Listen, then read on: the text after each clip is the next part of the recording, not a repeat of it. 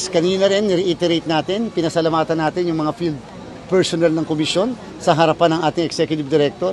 At isa lang ang kabilin-bilinan natin, walang failure of election sa kahit anong parte ng ating bansa, sa kahit anong presinto, sa kahit anong barangay. At all cost, itutuloy ang eleksyon. At all cost, dapat makaboto ang mga kababayan natin sapagkat naghihirap silang pumunta sa bawat presinto para hindi sila makaboto. So, meron din tayong ilang lugar na namomonitor. Diyan sa Datu Udin Sisuat, merong ilang lugar na pipigilan ng pagboto ng mga kababayan natin kaya kaagad natin na inalerto ang military at ang Philippine National Police doon sa area na yan.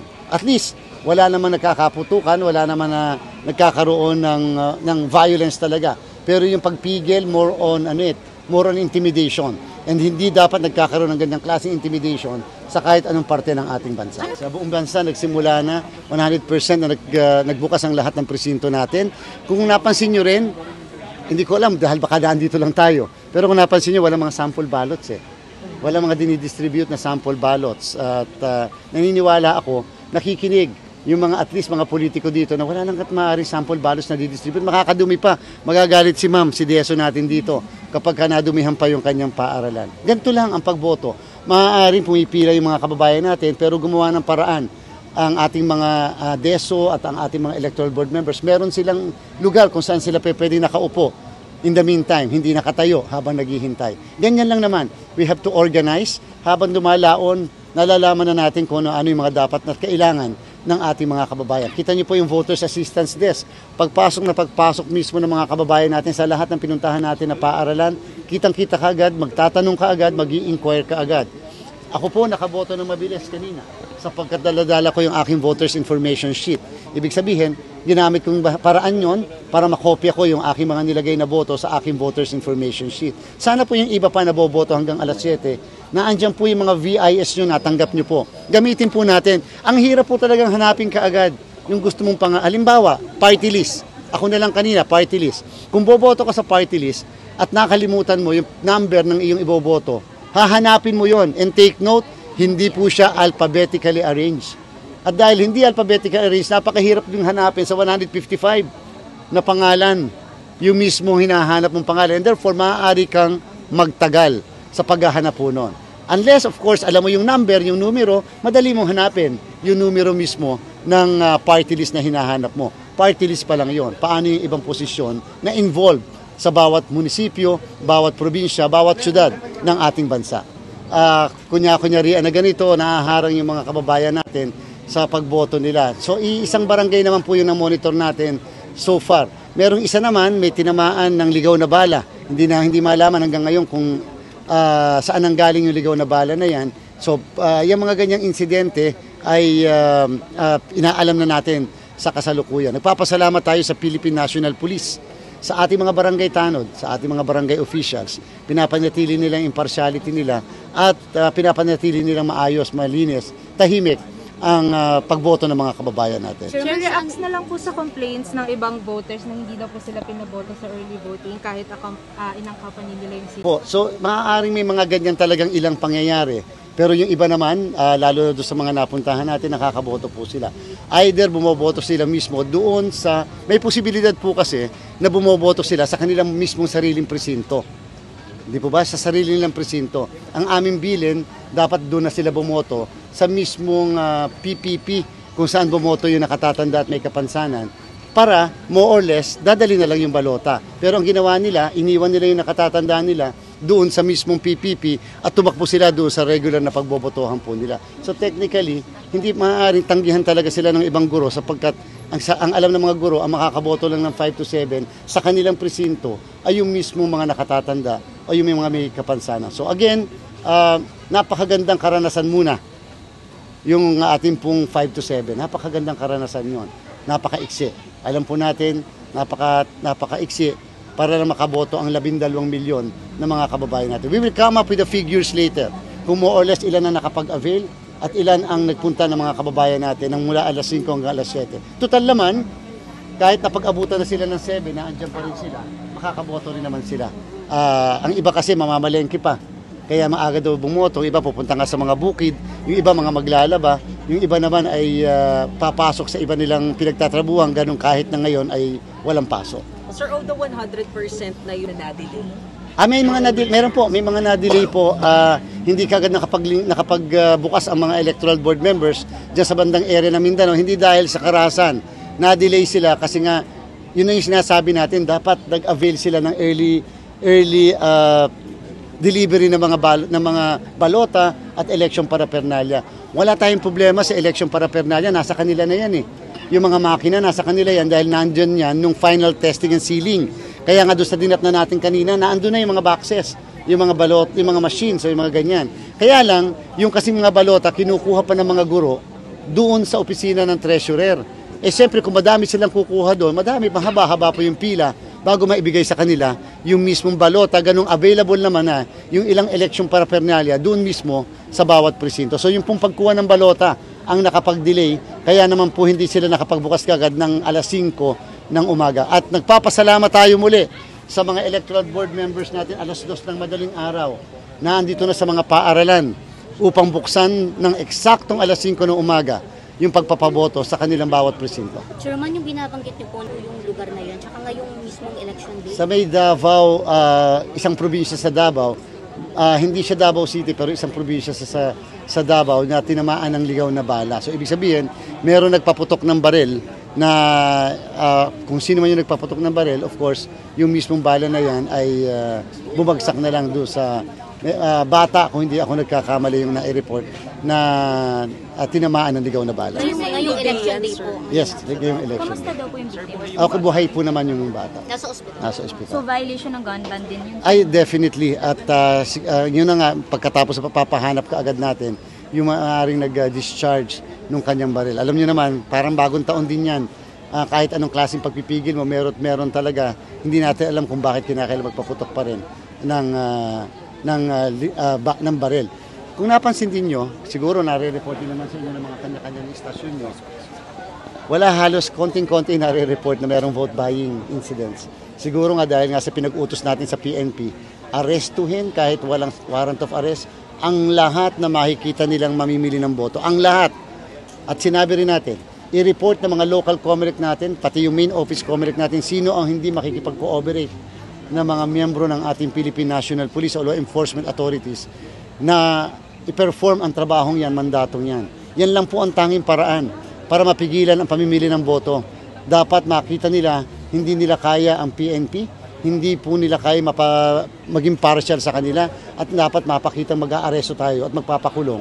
Total naman, pag nagpakulong sila ngayon, wala naman po kasi ngayon basta korte. So makakulong muna sila ng mga ilang oras bago sila makalaya. Chairman, bagamat maaga pa po ay mga sa munisipyo kasi kaya nila mag-proclaim kahit mga hanggang 9 to 10 o'clock ng gabi. Pwede na sila makapag-proklama dahil nga sa kung alas 7:30 hanggang alas 8, sabi mo ng pinakamatagal 8:30, makapag-transmit ng results. Pag na-transmit ang results mula sa presinto, ito yung presinto, 3 presinto dito sa paaralan na to, nag-transmit siya sa bayan ng Indang halimbawa. So yung bayan ng Indang makakatanggap po ang kanyang presinto sa buong bayan ay 300. Yung 300 presintong yan ay maipapadala mga 7:30 o bago mag-8. Masusuma total lahat yan. Pag nagsuma total, magpiprint yan ng statement of votes, ng certificate of canvass of votes and proclamation. Ngayong gabi, pwede sila makapagproklama kaagad ng nanalong mayor, vice mayor at sangguniang bayan. Pagkatapos makapagproklama, magtatransmit naman ng bayan ng Indang ng kanyang result sa probinsya. At sa probinsya naman, kung merong 36 na munisipyo ang probinsya ng Cavite, tatanggap siya ng 36 na certificate of canvass of votes and proclamation. At pagkatapos masuma total yung lahat ng iyon, makakapagproklama na rin sila ng governor, vice governor at sangguniang panlalawigan. Nangangahulugan pang nangyari yon, hindi tatagal lang hanggang Miyerkules may proklamasyon sa governor. At mula sa bawat probinsya, magpapadala naman ang probinsya, 83 lahat yan. Ang lahat ng 93 post naman sa abroad. Ngayong gabi, tapos na ang lahat ng 93 post abroad. At yung pong ating mga 129 o kaya na highly urbanized cities, ipapadala naman sa National Board of Canvassers. And take note, napakabilis din yun kasi hindi naman ganun kadami yung ipapadala na yan. Kaya ngayong hapon, alas 3, lahat ng klase ng Board of Canvassers, Municipal Board of Canvassers, City Board of Canvassers, Provincial Board of Canvassers at National Board of Canvassers. Kami sa NBank, bubuksan namin ng alas 3 ang ating pong canvassing at yung pong ating tinatawag na consolidation system. Yung nagsusumo total ng lahat ng boto, yung nagpapasama-sama ng lahat ng boto ay ating pong i-initialize. Ika nga bubuksan na natin upang ito'y magpasimula na ng pagtanggap ng resulta mula sa iba't ibang parte ng ating bansa. Sir, kailan po yung target pro?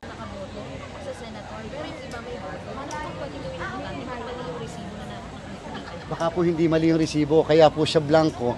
Hindi po blanco yun, may nakalagay po na kasi po nag-overvote po siya. Ibig sabihin na nag-overvote, 13 ang kanyang binoto, wala po talaga makikredit na boto sa senador. Wala po siya makikitang credit para doon. Pero kung ang binoto niya ay 11 instead ng 12, malalagay po yung lahat ng pangalan ng 12. Hindi po mabibilang ang boto doon sa posisyon na nag-overvote. Doon lang sa pwesto na yon. At mukhang tama yung ating ganong conclusion. Bakit? May nakuhang boto sa other positions eh. E di sana kung talaga may problema yung makina, sana lahat ng posisyon blanco. Nagkaroon ng blanco o yung may sinabi lang kasi nag-overvote, hindi siya blanco, nakalagay doon, overvote. Sir, paano kung rejected yung ballot pero hindi kasalanan ng botante? Pagka hindi po kasalanan ng botante, maaaring nasira yung timing marks sa gilid, maaaring napunit, maaaring nabasa. Papalitan naman po yan. Papayagan natin na palitan. Hindi naman po lahat ng botante nakakaboto. Although 1:1 ang ating bilang ng balota sa bawat presinto, hindi naman 100% makakaboto. And therefore, may available na balota. At yung available na balota yan, pwedeng maibigay na pamalit doon sa botante na nasira yung kanyang balota. Of course, yung balota nasira, iso-surrender niya yon kasi yun ay ilalabas, yun ay itatago ng mga guro at ilalagay sa isang envelope. Tama po, yung mismong presinto, yung mismong, halimbawa, ang botante sa presintong yan ay 500 and therefore ang makakaboto 300, may 200 na excess. And therefore, yung ipapagamit mo na balota na kapalit ay galing pa rin sa same na balota na machine. Wala tayong voter specific na balota. Precinct specific tayo. So kung 300 yan na botante, 300 botante, 300 balota meron dyan. At hindi pwedeng gamitin yung isa sa 300 balota na yan pamboto sa ibang presinto. Doon lang sa balota, sa presinto na yan. Ano yung cases na kasalanan Live lang po, Chairman, sa Dato Saudi Apatuan sa Maguindanao kung saan 10,000 na po daw yun ang ipon dun sa labas na hindi makapasok. Ini-screen daw po. Go ahead, Chairman. Yun nga yung kanina sinasabi natin na mukhang napipigilan yung pagboto ng mga kababayan natin. And therefore, pagkatapos nito ay makikipag-ugnayan kaagad tayo sa ating Provincial Election Supervisor doon kasama ang ating election officer. Nandito naman yung ating Executive Director upang kaagad makapagbigay ng utos kung bakit at malaman ang kadahilanan kung bakit naiipon yung mga tao. Pero parang napaka-imposible yung 10,000 sa isang eskwelahan eh. Walang 10,000 botante sa isang eskwelahan. So gusto lang nating alamin yung katotohanan kung talagang 10,000 yan sa isang paaralan. Maaaring yung mga tao doon sa paaralan hindi makaboto pero ang isang paaralan ay hindi sosobra ng mga 1,000 yung mga botante dyan. Opo.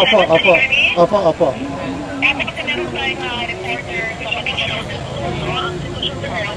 Nakikita ko natin sa video natin, may isang gate para mukhang klema. Ang daming tao na naghihintay, maraming senior citizens, pregnant women, first PWD na naghihintay lang po sa labas at hindi po sila pinapapasok ng mga security personnel dito nga sa Dato Saudi Apatuan. Malawak po. Paunti-unti lang po yung pasok ng mga tao, 20, every 20. Tapos, ganun yung labasan. Isa po yung pasukan, isa rin yung labasan. Kaya nagkakaroon po ng bottleneck. At medyo nakakatakot po kasi baka magpunga ito ng stampede, no? So, yun lang ang iniiwasan natin. So, gusto lang natin idulog sa inyo kung ano bang pwedeng gawin dito. Sa mismo, sinulatan niya yung gilid, timing marks, o kaya naman sa mismo, napunit niya yung timing marks. So titingnan din. Kung kasalanan niya, wala na. I-reject at i-reject talaga yon ng balota kasi nga, ng machine. Kasi yung machine natin, napaka-sensitive. Natatandaan nyo kanina habang bumoboto, may 14 seconds kasi. Pagpasok mo, 2 seconds lang, kinain yung balota. May 14 seconds na binabasa ng machine yung balota, inaalam, Tama ba yung timing marks? Wala bang sira? At the same time, tama, ito ba ay talagang naka-assign sa presintong ito? At ito ba ay walang, nandiyan ba yung mga secret markings namin?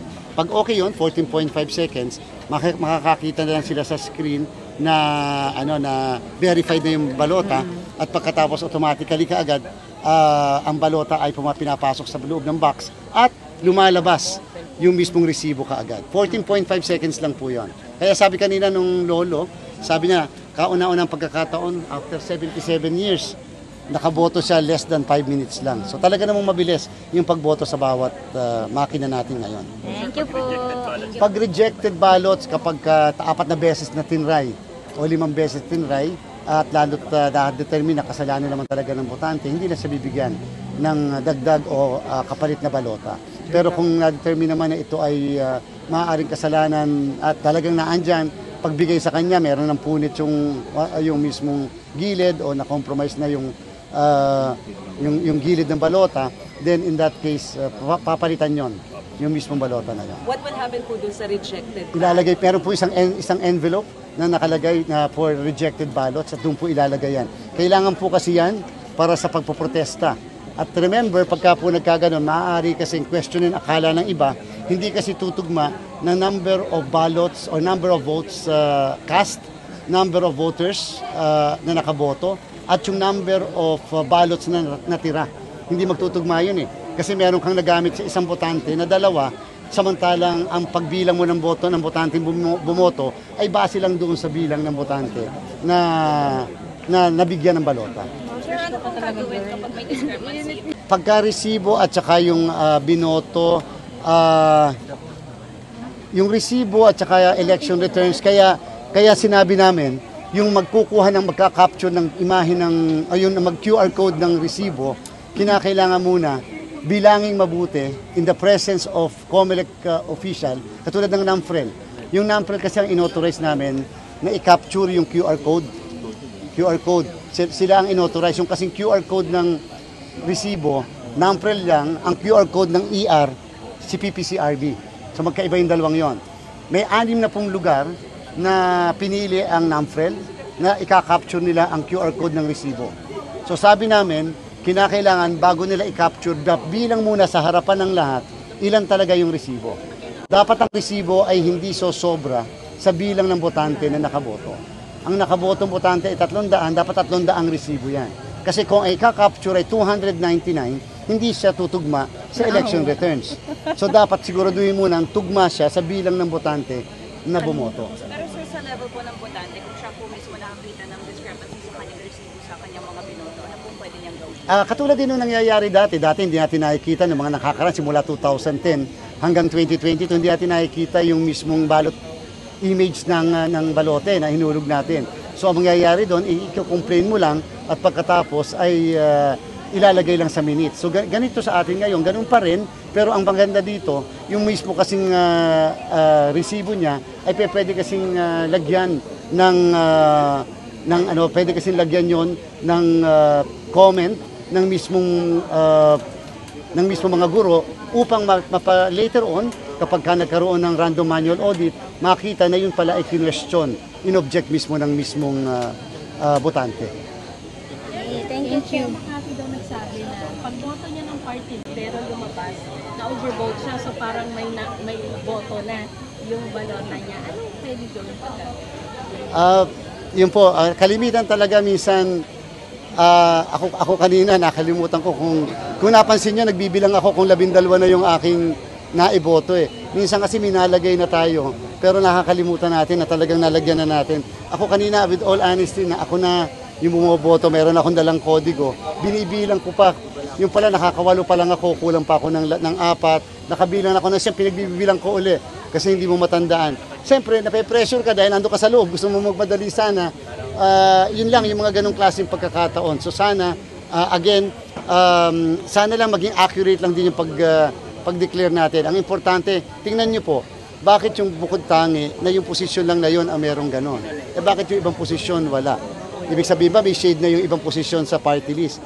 So siguro din maganda, yung mga kababayan natin boboto pa hanggang alas 7 ng gabi. Bago kayo bumoto, tingnan nyo muna yung mga balota, baka maya-maya meron ng shade dyan eh. may nakashade na pala na hindi nyo napansin na nakashade na. And therefore, pag nag-shade ka muli, isa lang ang hinihingi, magiging walang boto doon sa posisyon na yon. Paano nangyayari yung nakashade?